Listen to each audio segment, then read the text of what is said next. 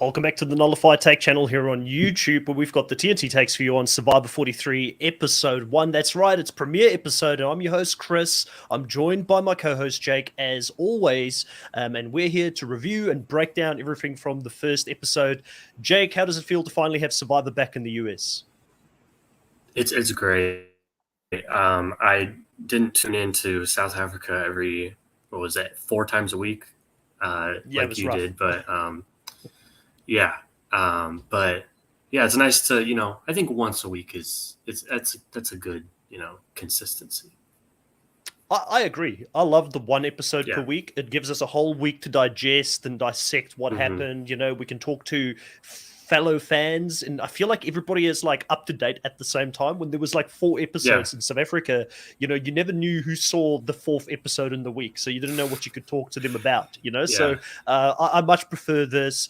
I was quite surprised though, Jake, because I have I normally don't like listening to other YouTubers or other podcasters because I don't want their ideas to get stuck in my head. So I like to go into this and have my own opinion. But I did listen to 1 or 2 things here and there, not full episodes, but there was a lot of negativity online about this first episode, and I don't understand why.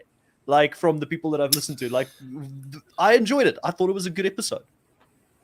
Yeah, same here. I did see, I didn't listen to any podcasts, but I do, every week I always, after the episode, just go on Reddit just to see kind of what the general thinking is. Seemed like it was mostly positive on there. I think one thing is they felt like maybe it felt a little too similar, like the structure to 41 and 42, like that's fair. The materials, they don't get all their materials. They have to, like, if they don't win the challenge, then they have to, do the challenge at camp. And the challenges were, like they even had the same like name, Savvy and Sweat, as 41, 42.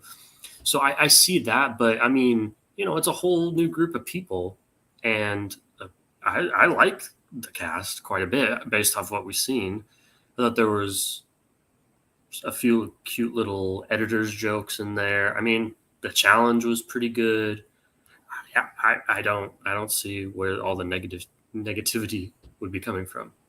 Well, there was some hot takes from certain parts of YouTube where people were saying, like, again, what you mentioned was the same thing. Like, some of it was too much the same. So they feel like production has gotten lazy. They're not moving away from Fiji. They're cutting down the days. They're regurgitating the same structure from the start. They did change Shipwheel Island a little bit, I guess. So we'll talk about that. There's a different element to that, but it's kind of still the same thing. But you've got to wonder, this has been Jeff's thing the whole time. He's always said to everyone, we've done this thing for 40 plus seasons. We need to continue to evolve the game and do things differently. It's why he brought in the Edge, which I wasn't a fan of. It's why he keeps trying new things like fire tokens, or potentially the do or die, not the do or die, the die, that you get at the end that you can try and save yourself, the shot in the dark, So he tries to do different things, but I kind of feel like, because I feel like we have to be critical of the game, because that's what we do. We critique, we review, we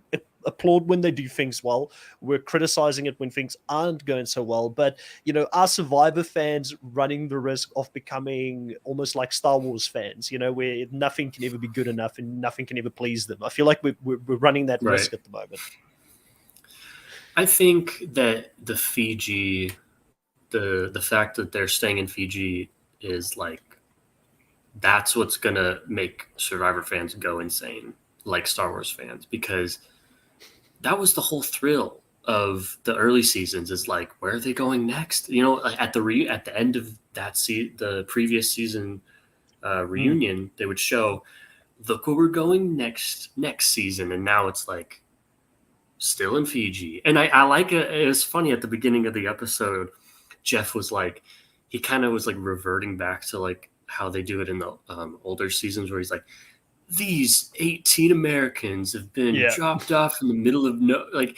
It's like, Jeff, they've agreed to abandon their life, and come to this deserted island. It was so intense, but this is where I actually quite enjoyed it. I think that's where Jeff is at his best. No, when Jeff goes into host mode, there is no one better. Like, where I've had issues with Jeff in the past, and I've been critical, is the fact that he's running the show, and I feel like he's made a lot of big decisions that I haven't been a fan of. But there is no Survivor without Jeff, so you have to give him that respect. There's a reason the show's gone on for 40 seasons, and he is bloody good as a host. So when he does that thing, and he does his whole monologue at the beginning when everybody's spoken about how they're going to create their own society and all that things, I think it's good. And also, it does help for newer fans that are getting into the show that have not seen it before. Like, I think Cody is an example of that. He said he started binge watching Survivor over the pandemic, so he wasn't a fan prior to that.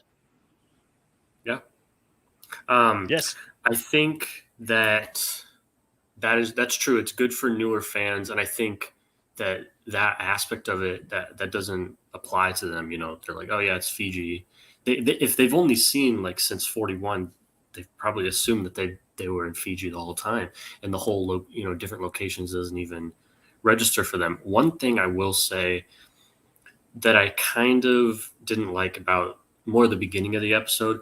After this, I think everything was great, honestly, but I'm starting to get a little tired of the whole like, what does Survivor mean to you? And he goes like to every person. It's like I liked that's the other that critique I saw. Yeah, I liked that for 41 because it's like, we didn't have Survivor for a long time, and I think we wanted to like, kind of have like a kumbaya. All the fans are like, let's remember why we love Survivor and why we're happy it's back, But now it's like, well, okay, we're kind of back in the groove of things. Maybe, do you agree? I hear you on that. I personally heard a bit of criticism from different parts where people were saying, we're getting to know too many people, their story, why do we care? There should only be a few people that actually are, going to win the season and that. And that sounds very much to me, and I know a lot of people are listening to this podcast have never seen Australian Survivor. That sounds like Australian Survivor to me, and I don't want to follow Australian Survivor when it comes to editing. I'm enjoying the fact that we're seeing more people. I'm okay. I can live with the one episode where they talk about how much Survivor means to them, how much there's a backstory for all of them, because it makes me care about the players more, so that when they leave, I feel the hurt of seeing someone go that early, So I don't have a problem with the way that they're editing it currently. And we also remember last season was the same thing. The first episode was brilliantly edited across the board. Everybody had a lot of airtime, but then it did start normalizing as the season went on. We did start focusing more on the people that mattered, but at least I knew who every single person was. So I'm a fan of the way that this first episode was edited, personally. I was as well. I mean, I can pretty much tell you like who everyone is, like just based on what I learned in the episode. And you can't say that for Australian Survivor, for example. And I really like that. I felt like, and I never felt like it was like filler, where it's like, they were just like just giving it to them just to give it, just so they could say they gave it to everyone. I felt like it was actually like, okay, yeah, that was like relevant and it fit well. I agree. Yeah. So we got to know all of these different people from the different tribes. Today, I know people are going to get annoyed with me. I'm probably going to stick to yellow, blue, and red quite a lot when I talk about the tribes, because it's hard to remember all these bloody tribe names every year, and there's too many Survivor seasons that I've watched. But I know towards the middle of the season, I'll start remembering the tribe names. But, we get to see people from these three tribes. It's Baka, Coco, and Vessi. And, you said we did get to see a lot of people, sort of what their personalities were like, what their backstories were like. Who stood out to you? Who do you feel, these are the people at the moment that you're going to get behind? I know it's very early. It's only one episode in, but surely you've got one or two people that you're rooting for at this stage in the game. As for rooting for, I'm not quite sure on that yet, but like I think the big people that stood out, I think definitely Cody. I think he, correct me if I'm wrong, I think he had the most confessionals in the episode.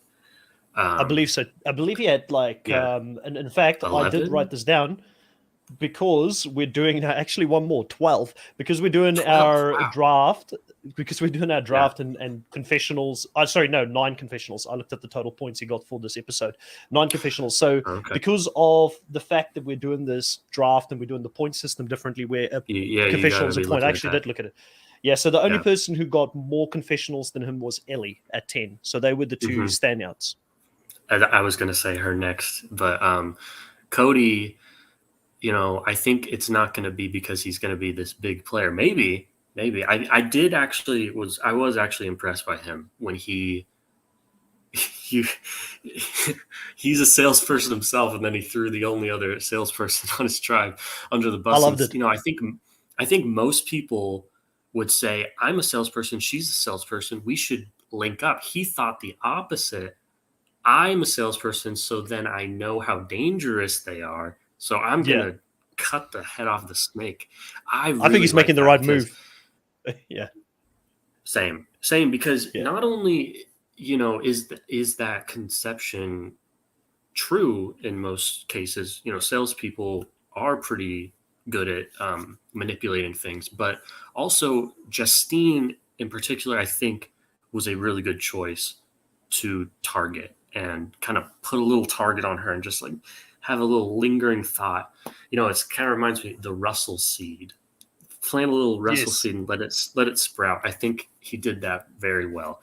And on top of that, I thought, if anyone deserved to get that many confessionals, it was him. So, Yeah. Before we go into Ellie, because I know that's the second person you are going to hmm talk about, I want to give my opinion about Cody as well. Cody is probably my favorite hmm at this point as well because I get major Tony Vlachos upside vibes from him if he does well. Like I think yeah, we spoke about this in the preseason stuff when I had to choose him in my team. I said, listen, this guy could either crash and burn early because he's going to be like a bull in a china shop and he's going to play very hard, or people are not gonna be ready for him. This is a faster game where they keep talking about the fact that the pace of the game is faster.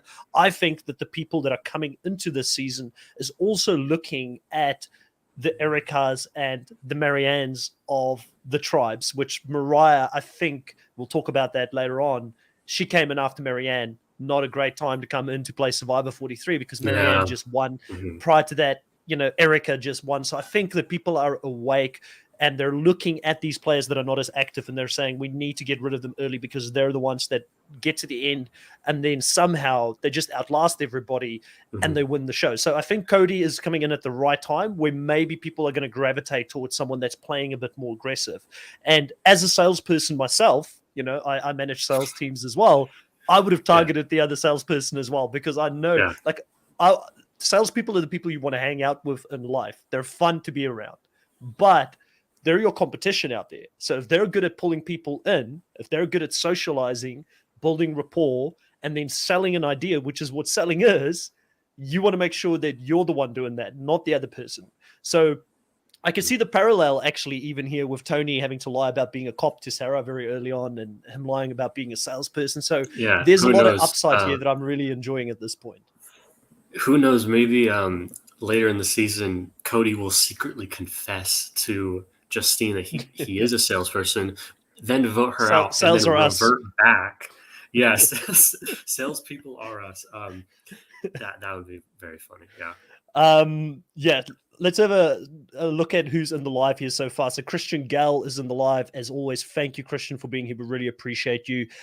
Saying that it's good to see you guys back. The Fury Tiger Wolf, welcome to the stream, also has a question. Says, hey, Chris and Jake, everyone, are you guys a fan of the 3 tribes of 6 without a swap before merge? How do you feel about the fact, we spoke about this a little bit, Jake, that it's 3 seasons in a row that we're seeing the exact same format, and 3 tribes being one of those formats. We know we're probably not going to get a swap tribe at this point either because of the way that the game is structured, which I don't know how I feel about it. Like, it was cool not seeing a swap two times in a row because we've seen it so many times, but I kind of feel like I'm missing it at this point, especially after some of the great swaps we had in Survivor South Africa. Yeah. So I was going to ask is, do we know for sure, or are we just kind of assuming since like the structure Assuming at this seems like it's stage. going to be this? We're just assuming. Okay. Yeah. So if it is the case, then I'm not a fan of that. 3 seasons in a row. I was a fan of it 41 and 42 because especially because 42 did not see 41. So, both of those seasons were probably expecting one because I think before that, the last season that didn't have a swap was, gosh, I can't even remember. I can't even remember before 41 which season didn't have a swap. So it was almost like Ages ago. Would have been so like long. probably the Yeah, first 10 seasons or something. Like it must have probably. been somewhere in there. Yeah. Somewhere in there. Yeah. Because even in those first seasons they did swaps. It may have been somewhere in there. Someone in I think the chat might know. technically Philippines didn't have a swap because since Denise and Yes. Malcolm got down to 2, it technically wasn't a swap. They just went. So I guess it would be that, but yeah, I'm not a fan because then they've seen 41 and 42 and they see the structures the same. They see that, like, oh, okay, they're sending people off to some island. They're doing the no food stuff. They're probably just assuming that so they can just plan for it, which I don't like. Yeah. I don't like that when things are too predictable. Well, that is when they can say things like they did in this tribal council, where they're like, "Well, we're going to be the final six, or we're just going to stay tight," because they can make those kind of Exactly. promises, which is Yeah. crazy promises to make. But they can kind of think that way because maybe this is the tribe they're going to go into the merge with, so they're going to try and stay. I I was, think at some yeah. point, these tribes are going to stay tribe strong, and it's going to have a counter effect to what the merge did all those years with mixing things up a little bit. Last season to me was absolutely crazy how tribes were willing to give away their numbers advantage. But coming back to the 6-person, 3-tribe specifics, not a fan of it. Don't like 6 people in a tribe. I feel like there's nowhere to hide for a player such as Morriah or a player that maybe needs to play a little bit differently. I was surprised Marianne survived last season. I think she was lucky in a way that there was another person that was perceived as potentially even weaker as her in that tribe, but it's such a dangerous spot for someone like that. And I think it kind of suits in general the strong male contenders, which I should be happy about because if I was ever out there, I probably would be a male, potential challenge threat, So You I would should be a love male, the are you 6 sure? person. Yeah, well, I think so. These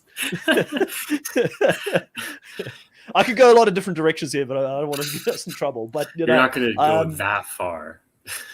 yeah, but you know what I mean. Like it should fit someone like me. I feel like going into something like this, if you're good at challenges, you're probably safer because of the 6-person alliance, and that was the whole theme of this episode, right? They wanted to keep the tribe strong, so therefore the men suddenly weren't an option. Which, I don't like the 6-person tribes for that very reason. Still want to say hello to a few people here. Patricia Roses in the chat. Hello, Zuduman. Welcome back as well. I had a bit of a chat with Zuduman offline after the episode, and I know he's got a couple of hot takes as well that we'll probably get into about this first vote. Also here, J.E. says, I think Cody is going to win because I see him being perceived similarly to JT, where his accent, funny antics are going to disarm people, and his good social game with a few good moves will win him the game. Interesting. Where is Cody from? Like, I don't. He's not Salvin, right? He's somewhere else. He's from Iowa, but then he moved to Hawaii when he was an adult. So do you think that Hawaii lifestyle, I'm a surfer dude, bro, that type of vibe that he's got is going to maybe make people underestimate how smart he is? Maybe. I don't think it's going to be that does, because, we've seen Malcolm and we've seen like Jay and Devin who have that exact same vibe do extremely well. And I think, since this season is full of super fans, they're going to know that. And they're probably going to be thinking, oh, he reminds me of Malcolm. He reminds me of Jay, So I think it would be like, I think he is like, he seems a little out there. He's a little wild. I think that him being like kind of wild with them is going to be what disarms him. I don't think it's going to be the surfer bro, like persona that's going to, because I think they've seen that before. Yeah, I agree. Georgette here saying that she's in the middle of Hurricane Fiona. We'll have to watch later. Stay safe, Georgette. If you're still in the chat, we can completely understand it. Thanks for popping in for a few seconds. Patricia Rose is saying, I also miss the swap.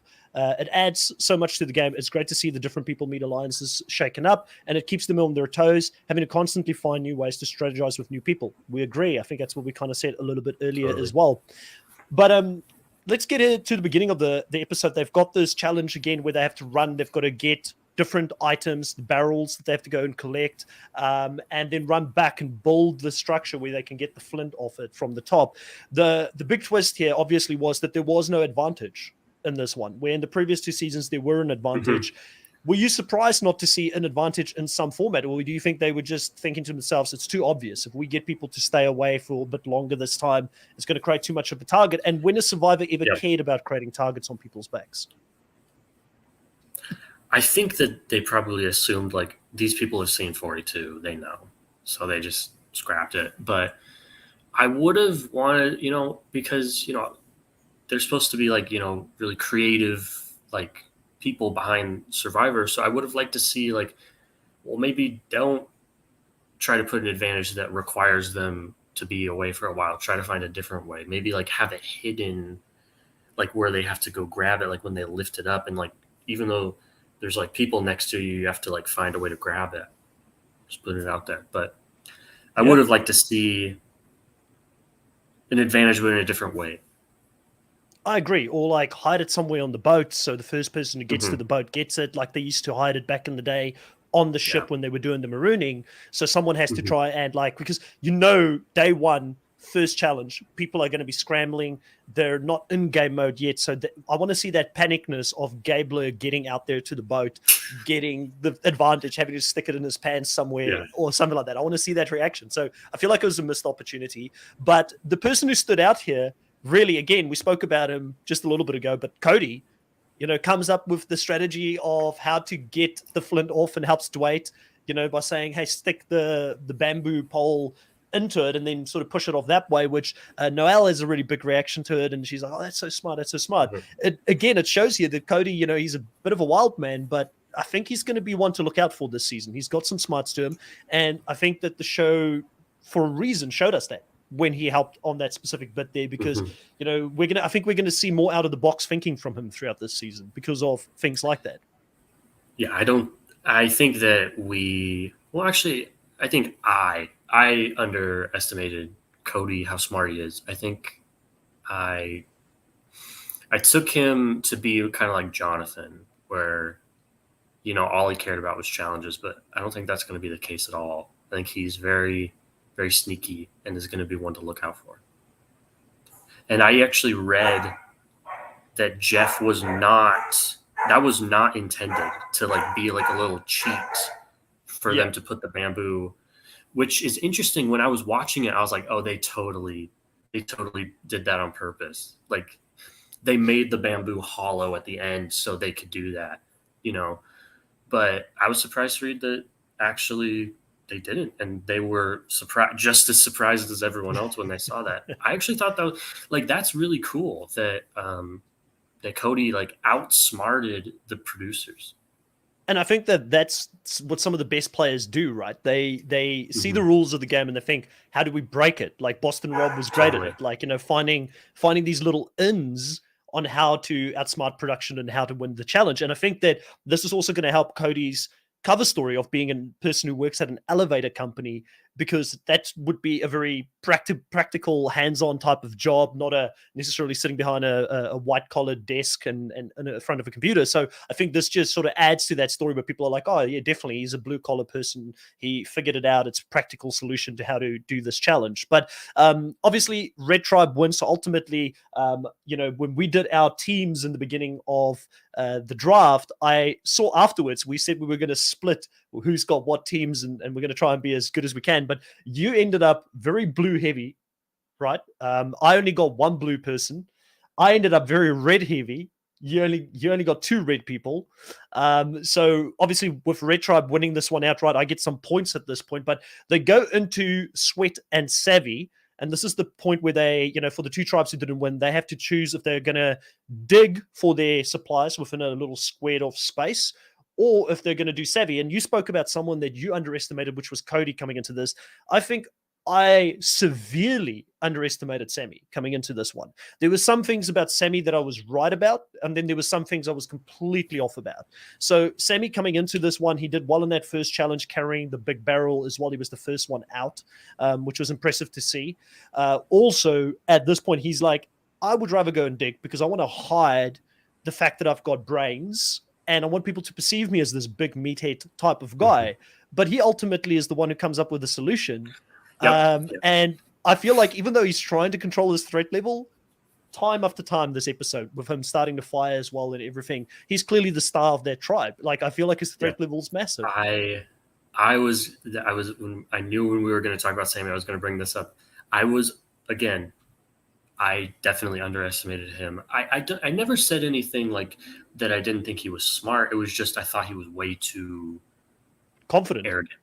Yeah, or arrogant, confident. Yeah. But I just thought it was interesting that, like you said, the editors did this on purpose. They put a confessional when they're doing the challenge, and he says, "Yeah, like I don't want to show them how smart I am.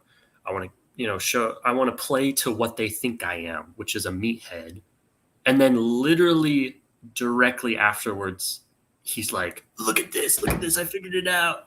And which of course, good on him. Like I never would have thought of that. Like I was very impressed with that. I never in a million years, I could have been sat there for a week straight, never would have thought of it.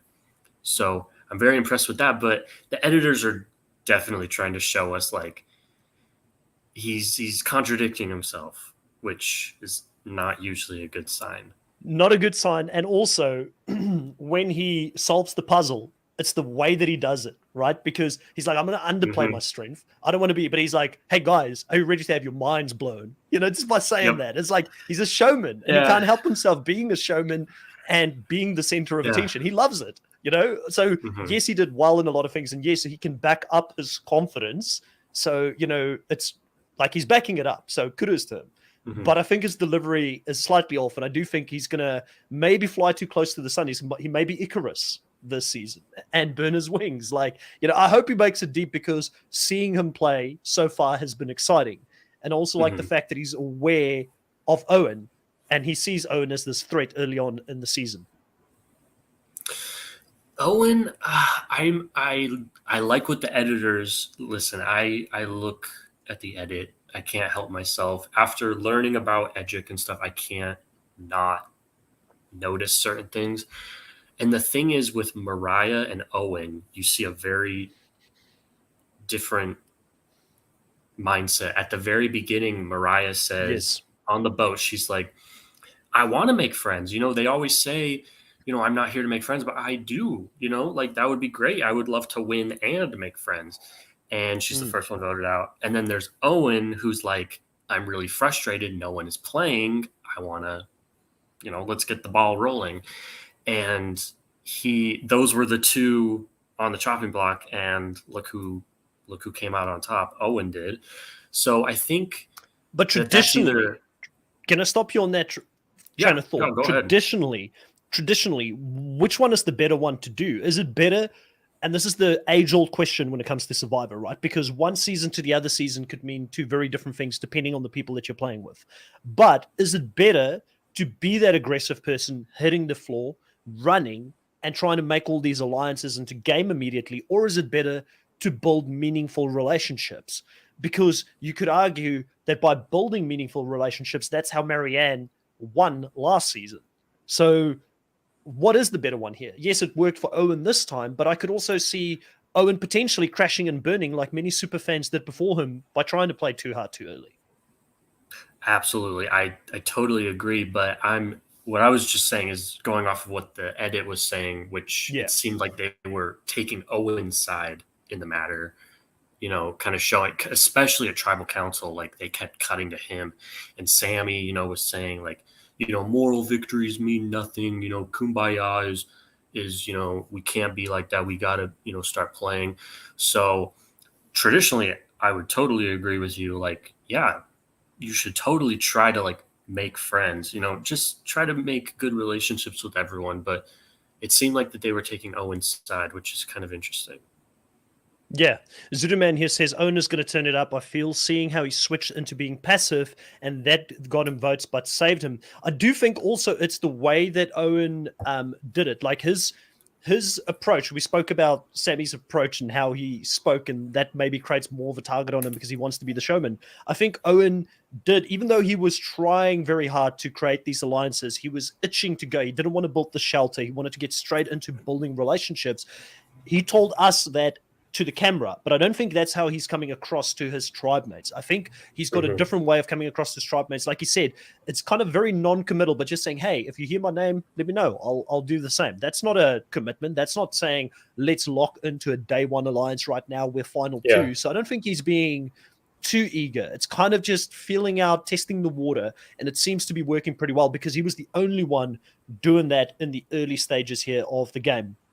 JE also says here, but Owen was shown as wanting to strategize and it didn't materialize, while Ellie was shown strategizing and it materialized for her. So I'm not sure if that's a good sign for him or not. Well, you've got to ask yourself this, Jay. Why did they show that? Why did they show him trying to strategize? It's either, yes, he's going to be out next episode or the next one, but I don't think that's going to happen. I see warning signs for the girls, definitely for Janine. I'm fearful for Janine in the next round. I think she kind of saw the train coming by saying, hey, if we get rid of Morriah, then the boys could stick together, and then us girls, we're going to be in the outs. And I feel like Janine is the furthest one on the outs. I feel like Ellie is a bit closer to Gabler and Owen, that I think she could still survive another vote, and then Sammy would be at risk. But I feel like Janine and Sammy, to a degree, are the other two that are on the outs, with Owen, Ellie, and Gabler being probably the closest. And I feel like that's the alliance we started seeing come together at the moment. I think they're going to be the nucleus, Jake. Yeah, it's interesting. I agree. It's funny because it seemed like a lot of the Yellow Tribe was kind of like a big contradiction where, Sammy was contradicting himself. And then Ellie, when she was talking about her sister, that really brought her closer with the other girls.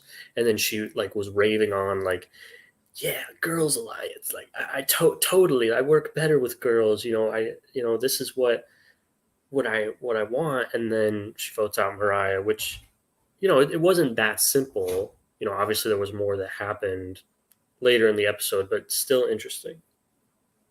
Yeah, I agree 100%. And I got major Chris Daughtry vibes, like Chris saying in the first episode of Vanuatu, I can outsmart men any day. I can't outsmart women. And then he went on to outsmart women to win that season. Could this be Ellie saying, hey, I'd much rather work with women this season, and then she ends up working with men all season and potentially winning against men? Like, could this be a thing? I kind of want to wish it into existence. But I do know that Ellie, there's a few people that weren't happy with Ellie for making this move. You have some of the fans, people that got behind Morriah, wanted Morriah to do well. I understand that because she was the reason that Morriah ultimately went home this episode. Mm-hmm. She's the one who put the target on her. How do you feel about Ellie putting a target on Morriah after they had this deep connection? I mean, Morriah was the first one to go there and give her a hug, and then she ends up being cutthroat and cutting her. Like, for me personally, as a fan, I want my players to be cold-hearted. I want them to be making the moves that they need to make. So I love the move, but I don't know if it was the right move yet, because I can see Janine's fears as well. I think with this move, are you saying, like, what would it have been better to take out Owen potentially?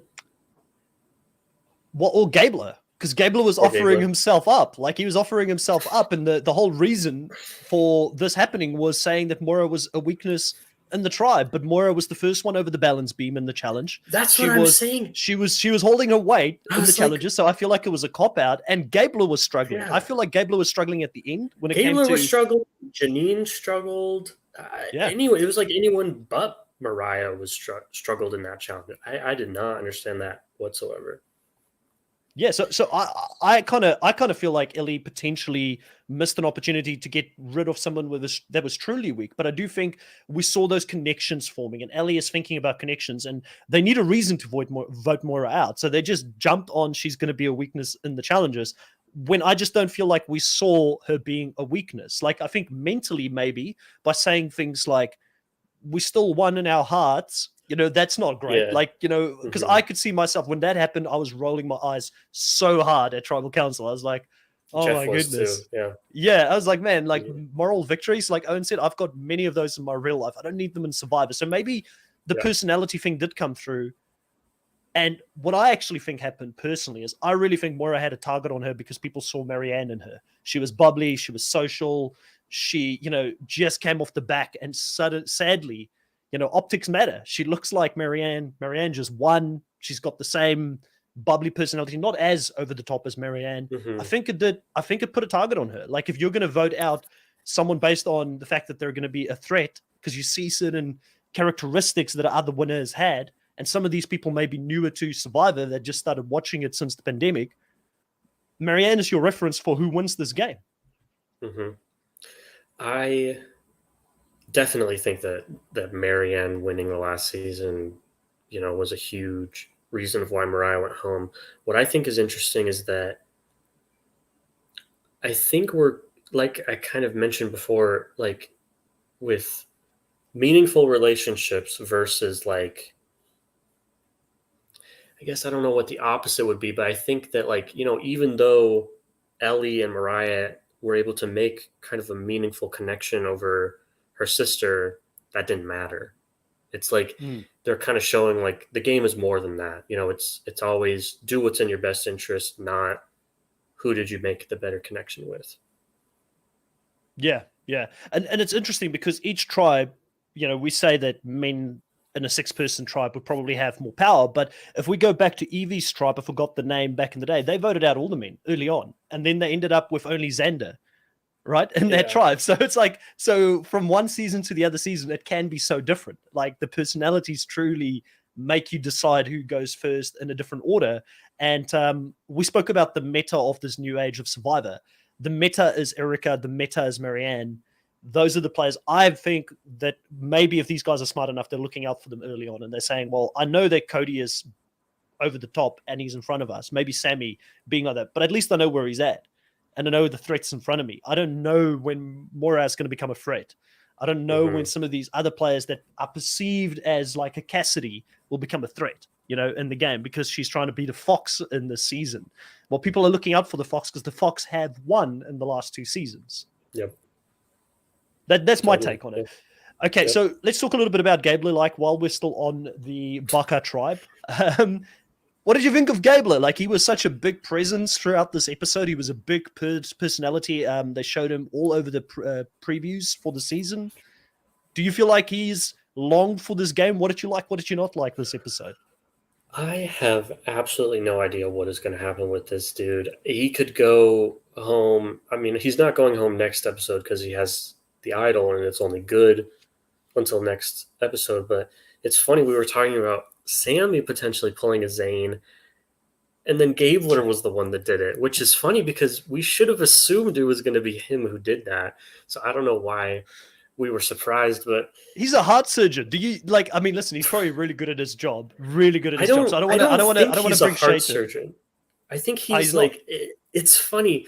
I don't understand. He is a heart valve specialist.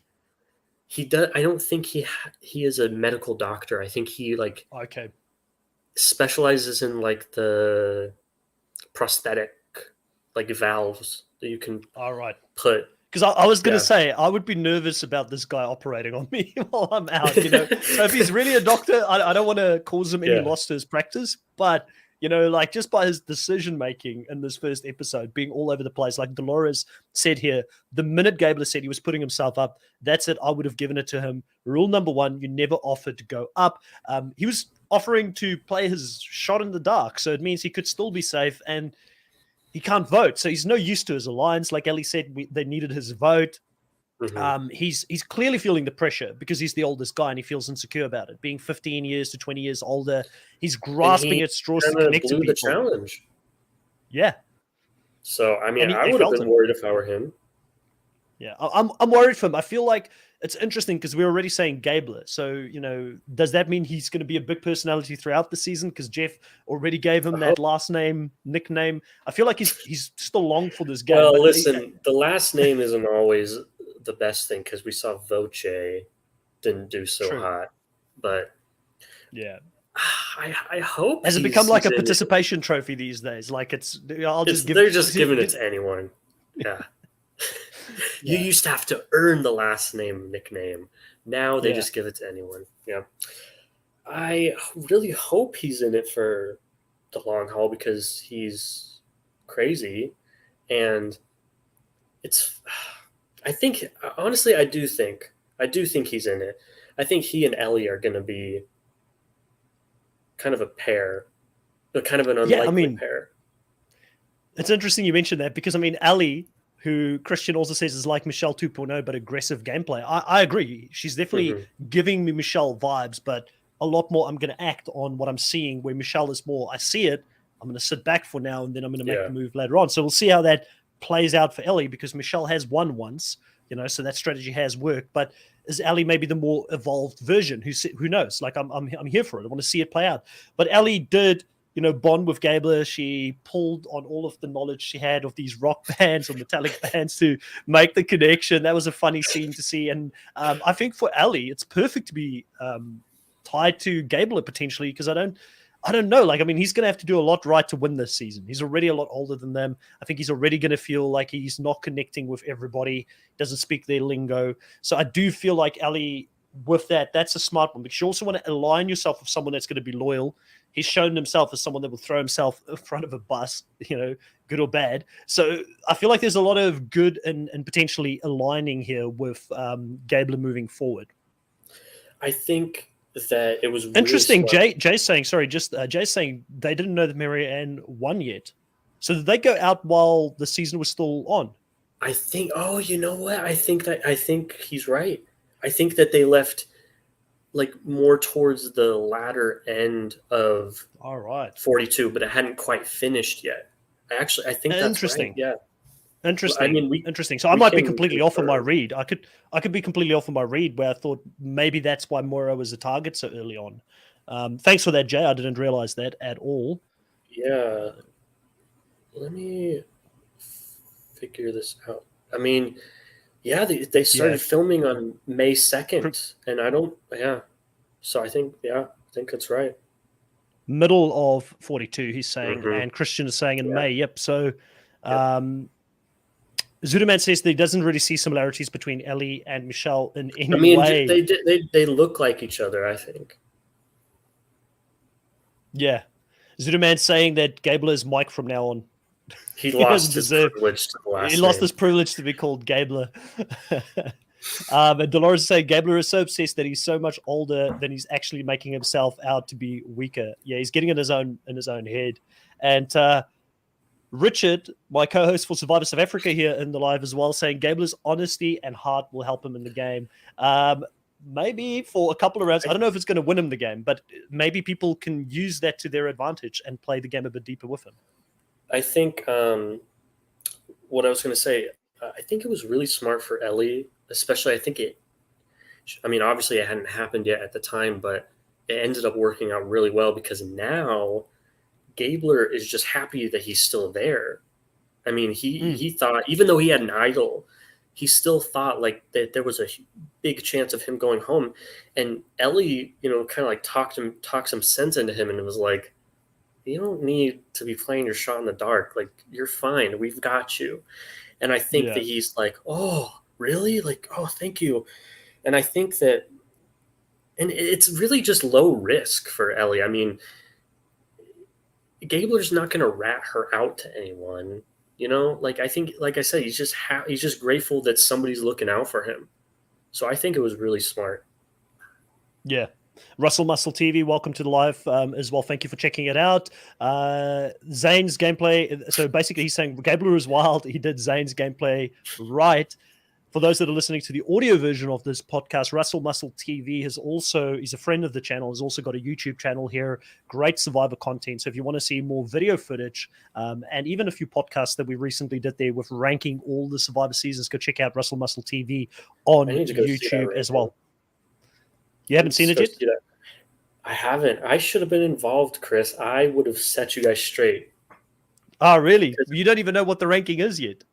But I already know that I'm going to have some disagreements. So who would have been, well, slightly off topic, but what would have been your top 3 seasons? Our top 3s would probably be similar, but it's more like the middle ones. And like, Russell gave me a lot of stick for the middle ones because I kept saying it's so hard to rank these middle ones. Like, you can kind of interchange them at certain points. Like, I'm more worried about like what is the top 10 and what is the bottom 10 or bottom 5. Like, that to me matters more than the middle. Listen, I will say right now, if you guys had Winners at War in the top 5, then Zudaman says, what's your bottom 5 then? If you're not going to give us the top 5, 3. One World, Worlds Apart, Ghost Island, Thailand.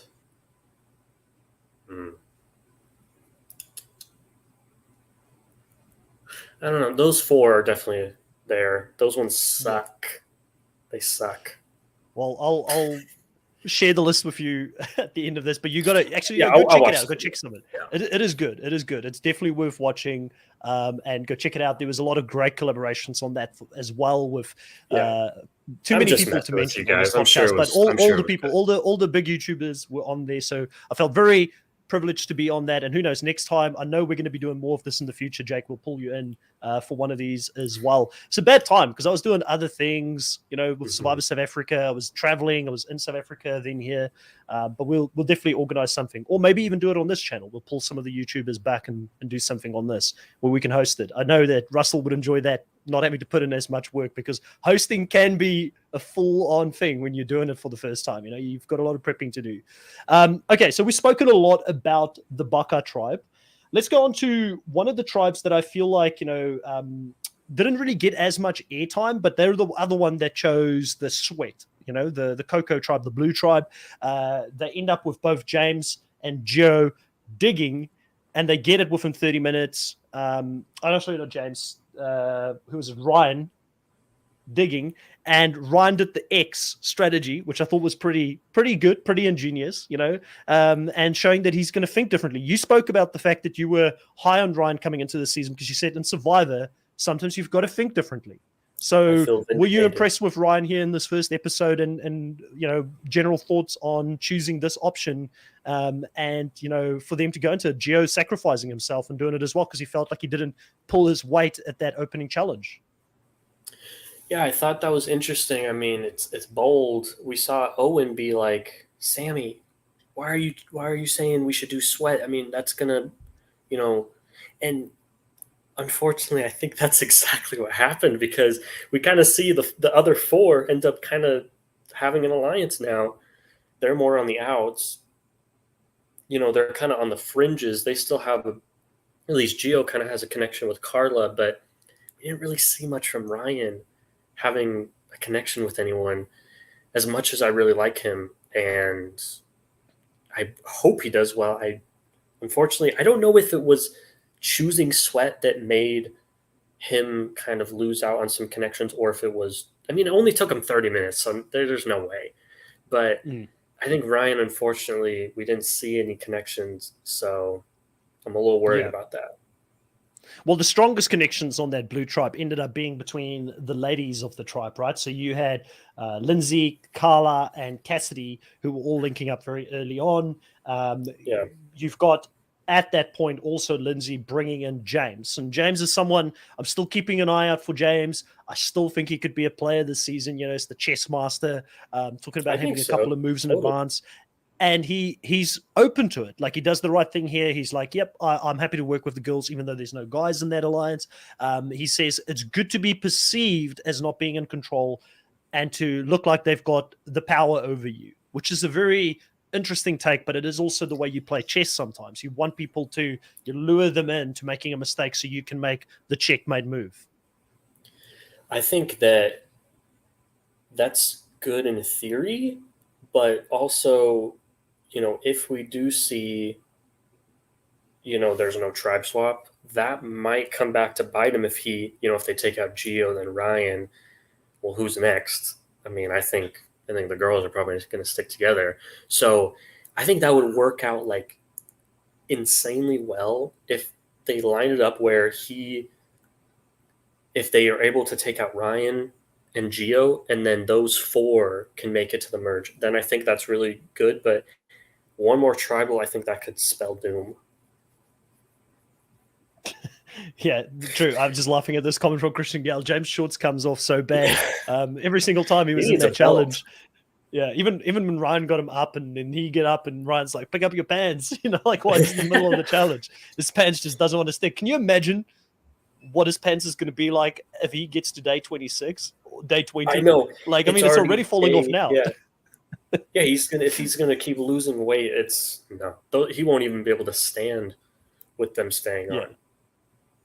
Dolores here says, do you think that they would have been allowed to use a branch or a stick to start poking holes into the sand to see if they hit something? I feel it was probably had the, shovel. They could have used the shovel. So to sort of poke.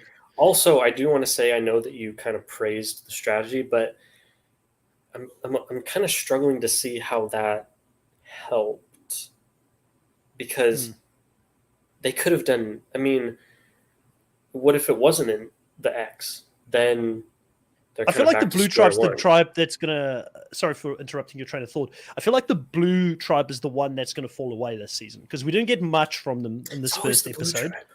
It's always the blue tribe, and we didn't see the men aren't really connecting from what we can see. Joe's got a connection with Carla. I feel like Carla is the center of that tribe, and she's the one where everybody's sort of coming to her and talking to her. And she's like, I came into this show, I was feeling insecure. I thought people would think, who is this girl? We're not going to want to work with her. And now everybody wants to work with her. So I feel like she's finding herself in new territory. And, she's shown in the preseason content and also through her confessionals that she's willing to be devious. So it's dangerous to have the most devious person in the tribe, the center of the tribe. But I feel low on the chances of anyone in blue at this stage. Like, there's no one in blue for me that stood out where I'm like, I'm gonna put my backing behind this person. This person's winning the game. Mm-hmm. Carla's probably the one that made the biggest impression on me. Yeah, I agree. If anyone from that tribe, it would be her. I think that I'm struggling to think, did we even see James? We did, obviously we saw Ryan and Gio interacting with each other when they were doing the challenge, but we didn't see the men interact at all. Other than that. Very weird. Yeah. And you would have thought that James and Ryan would have some things in common, because you see all these people connecting over certain things that they have in common. You've got Carla and Gio connecting because they're both Latino, and they're both gay. So they've got that commonality that they can talk about. And Gio talking about the fact that it's hard because his family doesn't necessarily accept him, especially in that community where he now has to go on without his family. So I feel like they had a very valid connection. And I was very. I think we both were a bit critical on Joe because he was the last person picked, or one of the 2 last people picked, right? In our draft. And we were like, maybe see a little bit of Romeo in him. But I can definitely see he's different to Romeo in some ways. I can't put my finger on it. But I feel like he's going to play differently. I think their personalities are different as well. Yeah. But it's funny. I think that, Carla and Gio were probably watching. They're probably. Wait, I guess no, that wouldn't have happened because I was going to say they were probably watching 42 and thinking, when Hai and Romeo kind of had that connection, they're like, oh man, I thought we were, that was individual to us, but they had it too. But then I realized that they went out and filmed it after seeing 42. So I think we're seeing these things happen more now because of diversity, and I know people are like, it's needed on the show. You need to see it, but by bringing diversity in, you have different people having conversations that we haven't seen on our screen before. And I know it's a touchy subject for some people because they don't want to see necessarily the whole time the show go away from the strategy and just the gameplay. But these are still human beings having a human experience out there. So if you're going to put two gay Latinos on the same tribe, they're going to have the conversation. It's up to production if they want to show it or not. It might not mean much to me or you because we're not Latino and we're not gay, but for someone who is, this means a lot to them. So I don't have a problem with it. It didn't overpower the show. It was just a short moment, for them to bond. No, I'm sorry. Anyone complaining about that is dumb. I'm sorry. I don't want to be, I don't want to get into it too much, but that bothers me. Anyone that, because that really means something. But we lost Jake there at a pivotal moment. I feel like he probably would have given us some real good insights there. But yeah, I think it was a great moment. It's good to see it on the show. Did I cut out just now? You back? Yeah, you're back. We just lost you there, but I think we can move on from it. We both agree. Yeah. It's a good moment. It's a good fine. moment. All right. So anything else on the Blue Tribe you wanted to talk about? Was there anything that sort of stood out for you on the Blue Tribe outside of that? Like, I mean, Lindsay, what did you think of Lindsay coming in? She was your third pick overall for the draft. Did she live up to your expectations, or are you a bit worried? Yeah. And I'll bring this up. I'm not really worried about her. I think that the only thing that worries me is I just don't have a lot of faith in that tribe in general. And it kind of sucks because, didn't I draft the most people from that tribe? You drafted, Jake, you drafted a lot of people from Blue. You got Lindsay, well, I mean, technically Ryan, I didn't. Carla, Cassidy, and Gio. Technically, I didn't draft Gio. He was given to me, but you're right. Shade. Which just remember this: if Gio wins the season, actually, when Gio wins the season, just remember, don't pick him. It's kind of funny. Yeah, looking now, it's like I'm not really sure why Gio was the last one. I don't think there was really anything like there were no red flags really. I think he's probably going to do fine. I don't know. We'll see. But yeah. Jay's saying Lindsay is definitely giving Chrissy Hofbeck vibes, which is what you said, I think, when you drafted her, right, Jake? That was what you mentioned as well, the Chrissy Hofbeck vibes. I agree with that. And there's a few people that are seeing it the same way. Let's have a quick look here. So the Red Tribe, that's the tribe for me where there was a lot going on this episode. There's a lot going on. They got the tools. They don't have to do sweat or savvy. Started building the shelter, which was a hot mess. The shelter coming down on Dwight's head, struggling to get the fire started. A lot of dodo music playing at certain times. Did you see? So I'm wondering, when Justine finally got it, it was like she didn't notice, and she was like almost standing on the fire. I was like, "Go, go, go, go!" It like happened at the exact same time where the shelter fell.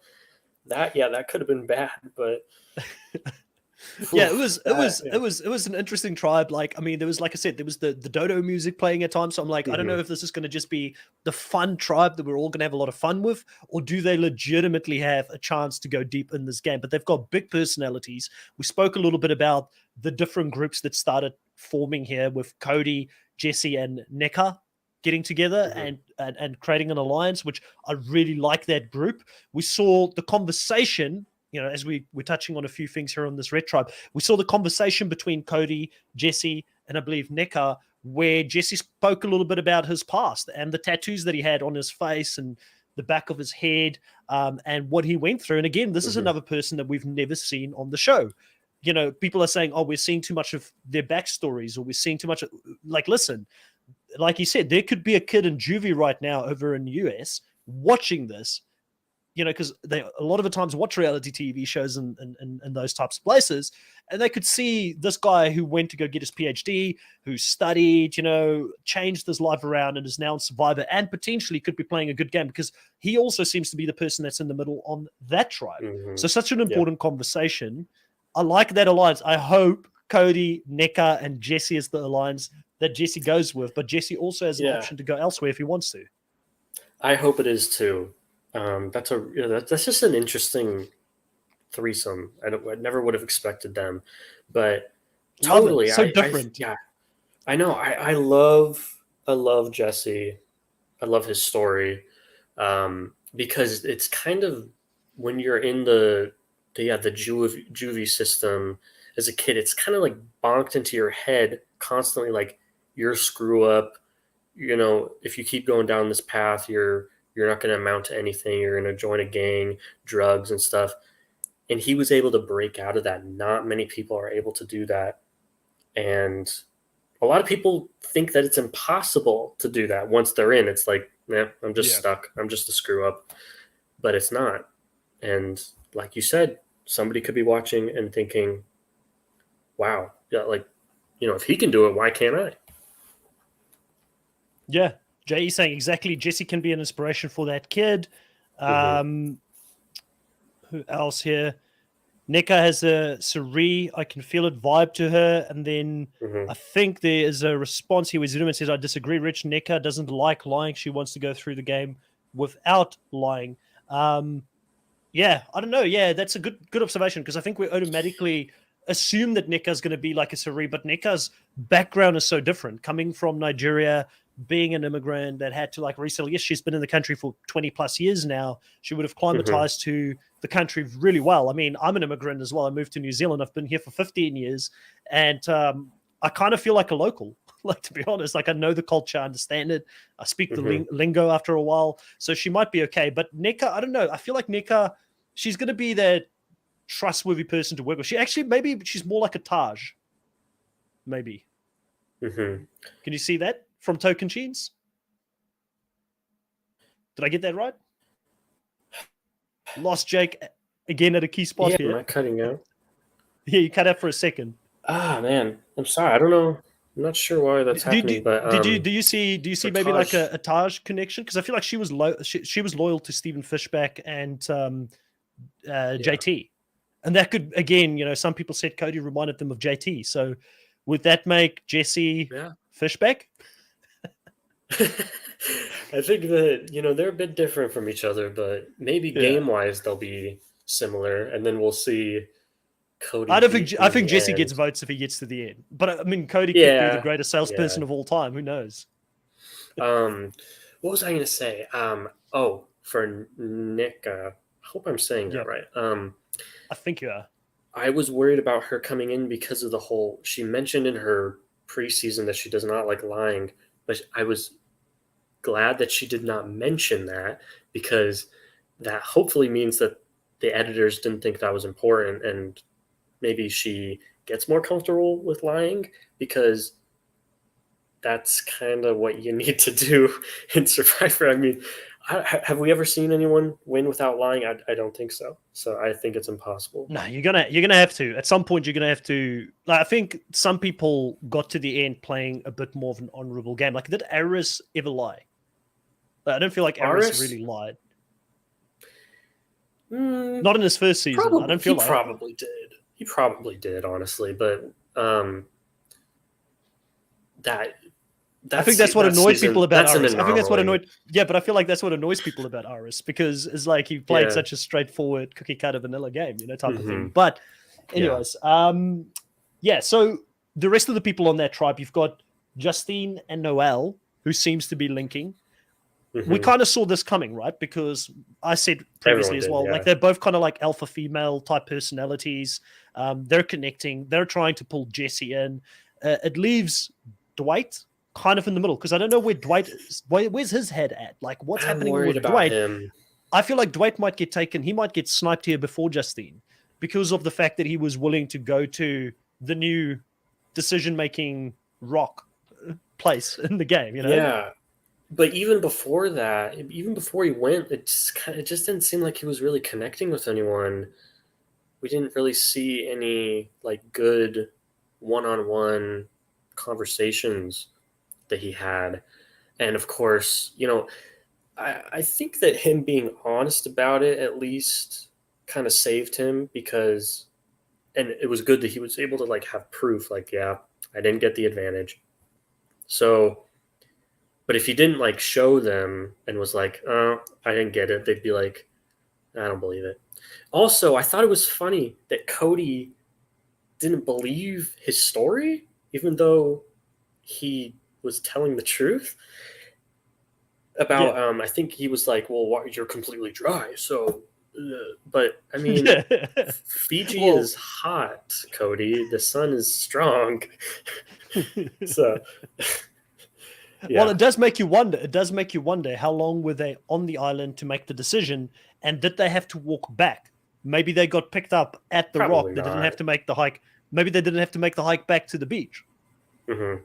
Like probably, yeah. They probably just picked them up on the other island. What did you think of that island while we're on the topic of it? You know, like all the little rock thing that they had to walk to. Like, do you like this more than them going up the peak?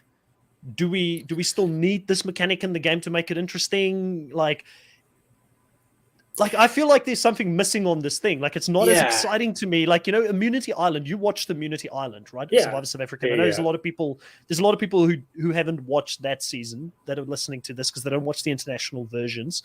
But I felt like there was more to Immunity Island because people went to the Immunity Island.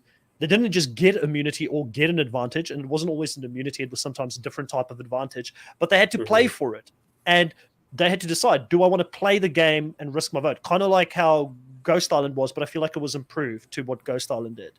I feel like there needs to be a different mechanic to this because they're simply just bluffing, risk your vote, don't risk your vote. I don't know. Like, maybe this is, if we're being critical, it's one of the ones that have kind of doesn't hit it for me at the moment. It doesn't. It's not doing it for me either. I'm with you. I was like, when I saw like, oh, they have to go over to that rock, like, okay, that doesn't look that far. But I guess it was kind of cool to see that it was a bit more difficult to walk. I don't know.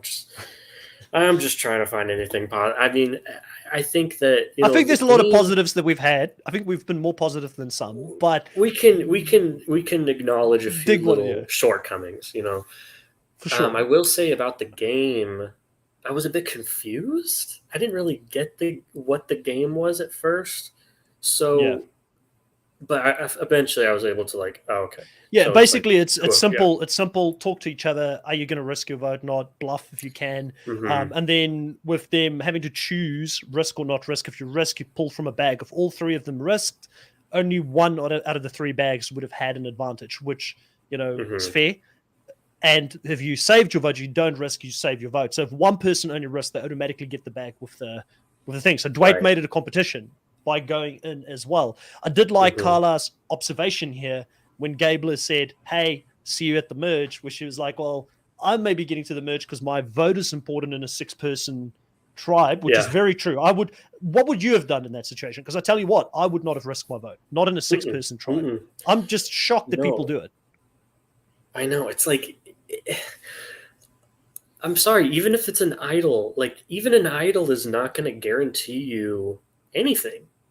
And very rarely have we seen an idol like astronomically improve someone's chances at winning. Like it's better to have one than not, but and especially one that lasts for 2 tribals. It's like 2 tribals, like it's not worth it. Yeah. It's a joke. So, and especially on a 6-person tribe, like you said, if this was a 10-person tribe, I'd think more about it because you can get away with, you know, 1 vote being gone, especially not just in an alliance, but like when the vote count comes, they're not really going to notice. They're going to be, you know, 9 other votes. Yeah. Well, to me, it's just insanity. Like Dwight choosing to go, volunteering to go, the only person volunteering to go. I'm like, what are you doing? Like, I would try everything in my power not to go. Like, even if they did like the random, like, who was it? I think it was James who said, well, we can't go. Or Ryan, James or Ryan, one of the two said, we can't go because we have to work on the shelter. Great cop-out technique, just stay at camp. You know, because the shelter is not done. Future players, take note of that. Just be the guy that says, sorry, I'm working on the shelter, can't go. Because no way in hell do you want to go there on day 1. Because I feel like it just puts too much of a target on you, unless you're Gabler. I understand Gabler's situation because he felt out. He was a bit older. You know, him saying that only one person has ever won this game that's older than 50, which is Bob Crowley, right? And he's like, I need to, if I'm going to win, I need to do things differently from what other older men have done when they've come and played this game. I understand his strategy. It's crazy what he does with it at the end. Yeah. But up until that point, I was still with him. I was like, I get you. I follow you. on what you're trying to do. Yeah. But Dwight, foolishness. Yeah, and I want to say for Gabler mentioning that there's only one other person, Bob. I'm sorry, but like Bob himself was a fluke. So, I mean, if it weren't for like everything possible, like every weird thing possible happening that was able to happen, and Bob ended up winning, there would be no person over 50 that had won. So, I mean, I think that the thinking, the logic is sound there of like, I need something more than just myself for someone my age. But yeah, I'm sorry, Dwight, especially when like he chose to go, whereas I believe Gabler lucked out. They did it randomly. So he didn't even choose. But Cody was totally baiting him. Like, you want to go. You want to go. You want to go, bro. It's like, and Dwight was like, okay, I'll do it. It's like, how do you not see that he's doing that? Yeah, it's the age, man. He's getting taken advantage of. He's getting taken for a while. I was a little sad because I want to read this comment. Yeah, Dwight seems like I feel like Dwight reminds me the most of you if you were to go out there and play, just from the little bits that I've seen. Not that you would play it exactly like him, but just and we've just determined you wouldn't have gone out there. But just the fact that he's a young guy, similar to you, studies similar to you, how you're in that system, you haven't really gone out and experienced a lot of the world as of yet. So I feel like you need to look at Dwight for good or bad and like take notes. Start taking your notepad out. Be like, notes, all right, if there's an older guy trying to bait me into going and doing something I shouldn't be doing, just don't fall for it. I want to read what Jay said here. Jay said, interesting enough, Russell Muscle said, it's better to risk your vote because in the early pre-match tribals, the votes tend to be unanimous and your vote won't change anything, especially if you're in a majority. That's the key thing there, if you're in the majority. But how do you know when you're out there that you're in the majority? Because everybody's saying they'll work with you, that you don't get to watch the TV show, sit at home and know who's truly with you. I feel like just firstly, the amount of target it puts on your back being out there, people know you're coming back with something. Now they're doubting you, even if you're telling the truth, like Dwight. Dwight's saying, oh, this is what happened. And Cody's like, no, he's clearly lying. Why would he tell us the truth? So why do you want any of that heat on you? And rather keep your vote. Like, there's just no chance you don't have like, if you go into a 6-person alliance and you've got a vote, you're more valuable to other people. If they want to make something happen. I just don't feel comfortable in a 6-person tribe to do this unless there is a way for me to risk my vote and no one else knows that I had to risk it. But in this case, it's a public thing that you're going to go out there and risk your vote. I don't like that. I don't like that because now people know that I potentially don't have a vote. That's exactly what I was going to say. If no one knew that I went, then that's a different story. But they know you go. You have to come back and tell them the story of what happened. And I mean, look at what happened last season with Chanel. We thought like, okay, yeah, I should risk her vote, but like it's just one vote.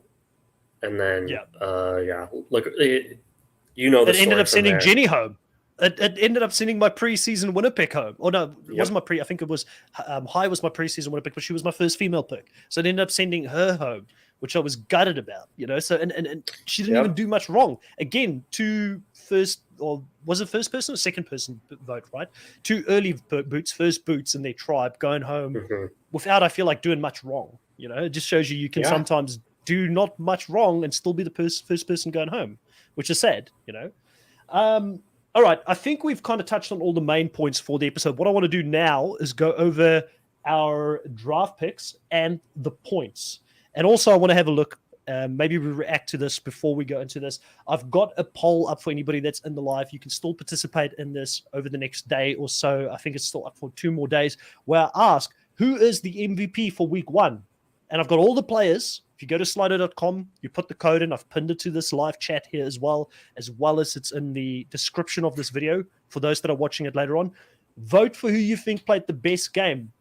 Before looking at it, Jake, who do you think is the number 1 person after this first episode, voted by our live audience so far? Who do you think is in charge? Who's number 1? I think Ellie. Well, Ellie is number 2. Here is the Cody. Here is the list. Sammy is number 1 right now. He's killing it. That I don't really have a problem with that, honestly. I think he had a good episode. I think when you take away the if you just look at it kind of at face value, like he kind of did everything right. He figured out the challenge. He was able to start the fire. He was able to not get voted out. But when you kind of pair it with the editors kind of making a point for him to contradict himself, then it makes, when you're looking at the long term. But if you're just looking at this episode, I think that's perfectly fine choice. Yeah. So Sammy number 1, Ellie number 2, Cody number 3. So all 3 of those had big episodes. Then James and Jesse are both tied for 4th place, sort of rounds up the top 5 at this stage. Those are the top 5 players for week 1. So very interesting. I think we're seeing a lot of the things the same way, but let's get into our draft and also the draft points. I'm coming off, winning the last 2 drafts that I participated in, Jake. Just to let you know, coming into this one, I won the Challenge USA and I won Survivor South Africa, Return of the Outcast. I'm so there's scared, a lot of pressure. Chris. There's a lot of pressure here, a lot of pressure to try and get it 3 in a row. But first one out. Look who's ahead at this point. So maybe you should be the one who's worried. Well, yeah. Well, I'm going to tell you, things have not started off well for me in week 1 here. So I will talk about the total points. You're currently sitting after week 1 in first place on 75 points with your team. I'm in second place, 16 points. You've got a lead on me. I've got 49. 16 points at this stage. So your biggest points getters for week 1, tied in first place is Gabler, tied with Cody, 12 points each for them. Gabler's points came from 9 confessionals and finding an advantage. So you got 3 points for the finding of the advantage with the 9 confessionals, putting him at 12 points after week 1. Cody, who's my leading point scorer and also tied for that first place, has got 12 points. He's got 9 confessionals and an outright challenge win. The first challenge, the Red Tribe won, which was 3 points, making him 12 points or putting him at 12 points as well. But then you've got tied at second and third. You've got Ellie and Carla, both on 10 points. Ellie's got 10 confessionals. Carla's got 10 confessionals. 7 confessionals, but she also... So 7 confessionals and 1 a challenge. That's how that one worked. And I'll share this for a second as well here so guys can see how this is coming along, because I know some people would probably like to see how the spreadsheet is coming along. So that's the spreadsheet there. We currently have 1 point for confessionals, 3 points for team challenge wins, 5 points for individual immunities. Making the merge is 5 points. Successful advantage plays is 5 points. Finding the advantage is 3 points. Votes against you is minus 0.5 every time you get a vote against you. So obviously, Morriah being the first person voted out got me a total of 0.5 points because she had 5 votes against her. So I lost 2.5 points and she only had 3 confessionals. So really a dud for me. Can you maybe zoom in? Yep. Let me just see if I can... Is that better? Maybe a bit more. Yeah, that's good. All right. So there you go. So Morriah's at 0.5. And yeah, so obviously those votes against her definitely killed me. Runner-up for the season gets 25 points. Win will get 50 points. And then we've got bonus categories for most confessionals, most individual immunity wins, most advantages found, and least votes casted against them for the season. But 75 to 49, Jake. You're starting off with a bang. Well, I thought you said you had 16. No, 49. So 16-point difference. That's that right? 26. 26-point difference. Sorry, my math's okay, bad. I thought I would have done sweat. I thought that when you said that you only had 16 points. 16 I didn't know points that was total. The margin. Okay, no, so you started off with a bang. Also here, Zuduman says, honestly, after this premiere, Jake definitely has a great team. Damn right, I agree do. with that. Yeah, I mean, it's interesting. Like, let's have a look at these teams again, just real quick here. I still feel good about my team. I've got Owen, I've got Noel, I've got Cody, Sammy. I'm definitely going to have the characters, but I will say with having both Jesse and Ellie, you probably have 2 people that are very likely to win. Those are Those are god tier level picks at this point. I mean, look, I'm actually pretty high on Cody after this, so you've got him. Yeah, we need another Tony Vlachos-like character. Is what I'm hoping for. Yeah, you've got Cody and you've got Justine, and one of them's not going to be. One of them's not long. Yeah, unless they do go through the whole, cops are us or sales people sales are us. Yeah. Well, I think that's pretty much it here, Jake, for week 1. It's been great talking to you about it. Obviously, we'll be back next week again to talk about this. Are we locking it in for the same day, same time now moving forward? Are you happy with that? I think this will work better. All right, so same day, same time next week. Believe it's Saturday, 6 p.m. your time, so 8 p.m. Eastern Standard Time, I believe. Yeah. So just keep an eye out for it. I'll always post up the live just after the episode, and we'll have the time on it. Make sure to hit the notification bell. Make sure to put a like on this video. Please subscribe to the channel as well. The more people that subscribe to it, the higher the likelihood is that we can get great interviews, potential Survivor players on the channel. We've had international Survivor players on here before, but we'd love to get some US Survivor players as well. And that's pretty much it. Any final words from your end, Jake? Really, I'm excited. As Christian saying in the chat, next week is another 1.5 hour long episode. So I'm really excited for that. Oh, wow. Yeah. So we might get I was surprised too. Do you think it's 2 eliminations or 1 elimination next week? I think it's probably going to be 1 again, because this one was, but 1, yeah. We'll see. Well, there was a lot of introductions that needed to happen in this first episode. Well, I feel like in the second episode, we don't need to be introduced to all the people that are playing and their life stories. Right. So I kind of feel like it could be maybe a second one. But also, they got rid of the hourglass, so there's not going to be an episode where no one goes home this time. Yeah. So maybe interesting. That makes up for it. Yeah, let's have a look out for it. Well, Thank you to everybody that was in the live here with us today. You're all amazing. We'll see you guys next week, and goodbye.